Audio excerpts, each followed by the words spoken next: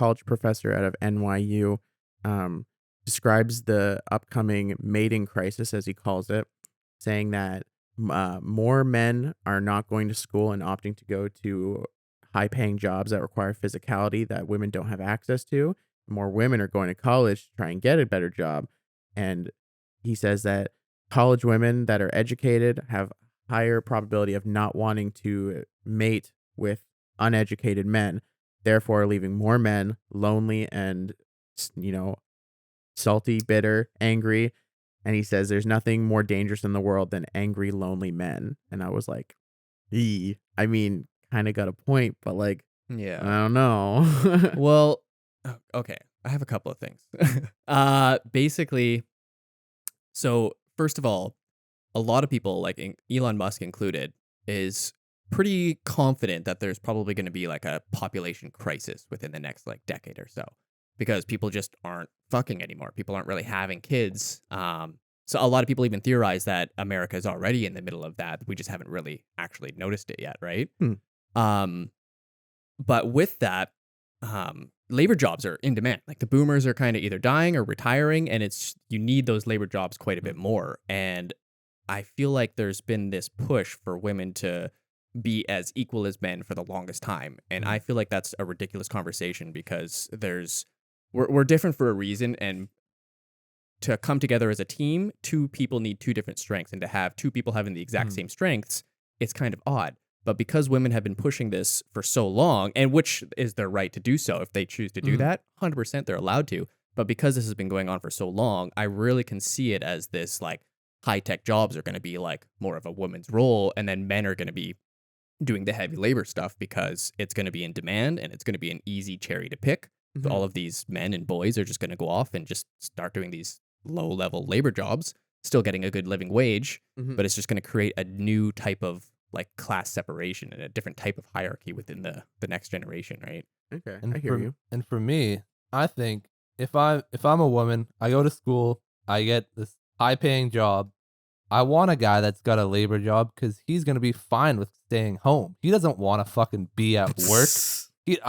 Nobody that works in construction is like, I'm gonna do this till the day I die happily. No, I'm gonna go home and do it at my house because I got a wife that fucking brings in the bacon. I'll watch the kids. I'll do what why would you want somebody else that's doing the same things and neither of you go to work? So then if that happens, then there's a shortage in the labor jobs. So then they have to increase the pay of the labor jobs. Then all of a sudden, then the men go back to work. So then they can't afford to even have a relationship in the first place. And then boom, it's right back in the same. If you got money, you always have time to make a relationship. You can make that work. I mean, but I hear what you're saying. There's this one episode of Wife Swap that I watched where the guy, like the woman made a lot of money and she got put in a house where the dude was like, no, I make the money. I just want you to wear makeup and make food. Oh, God. And I'm like, guys like that exist. It's fucked. I don't know who they are, but they exist and they're fucking weird to me. So I agree with what you said, Kyle. Like if my girl made a ton of money and I got relegated to being the stay-at-home parent, cool. I'll do it. No problem. No questions asked. If that's the best move, she's got a better job. Lego all day. Yeah. Like I don't give a fuck. Like, but some guys out there don't think like that. And that thought process is probably, I would speculate, probably more likely in more blue collar type people who are the people doing those kind of jobs. So yeah, well, it's like a validation. They're putting their bodies and their souls into this work and earning money for it. So why the fuck should they allow someone else to make more money when they're putting all of their effort into this one thing? And it's like, well, you either get paid for your brain or you get paid for your body, right? And there's two different things. Absolutely. So when you put everything into one thing and then there's someone that you're in a relationship that's just doing better for supposedly doing less, that's a stab at your manhood, right? Well, absolutely. And it's definitely more of a conservative type view. I think so. That you want to enforce gender roles, that you're the provider and stuff like that. There's still a lot of people that subscribe to that. Like it's not like they're the minority. It's like there's a good population of people that think like that, just as much as there's a good population of people that don't think like that. So it's it's not even like fair for me to say like those people are weird and there's only a few of them. There's a lot of them. Well, I feel like it's like racism in the 60s or like 70s maybe, where it's like, no, that wasn't the right thing, but it was just so standard that it was just, you kind of were raised like that, so then you thought like that, and then you raised your children like that, and that's just the way it was, right? Where it doesn't necessarily have to be like that, but we're just so used to it. For me, like like I had this talk with Brittany the other day. I guess one of the ways that I show love is by sacrifice. Like in my mind, That's your love language. yeah, my love Acts of language is service. sacrifice. So when like we go to eat dinner and somebody forgets a drink, I'll go grab it. Or this needs to be done, I'll grab it. You finish eating the hot meal, I'll come back and that's just a normal thing that Mhm. if she were to miss that part of the meal, I would feel bad. So I'm gonna miss it, I'll feel fine. If I cook a steak and one of them's a little bit bad, I'm gonna eat that one. So You're a good for man. me with work, that's where I want her to eventually be able to be at home so that she doesn't miss anything with the kids. Because like I'm willing to sacrifice things to make sure that she can see them. I want to be at everything I can, Yeah.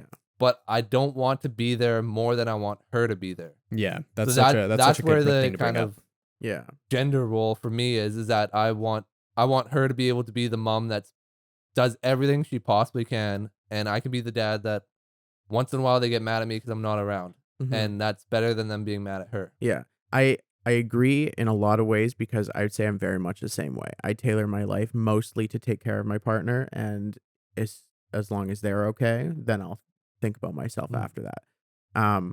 I guess the not necessarily a disagreement with you, but a disagreement with the kind of ideas that we're talking about is that I don't do that because my partner's a woman. That doesn't have anything to do with it at all.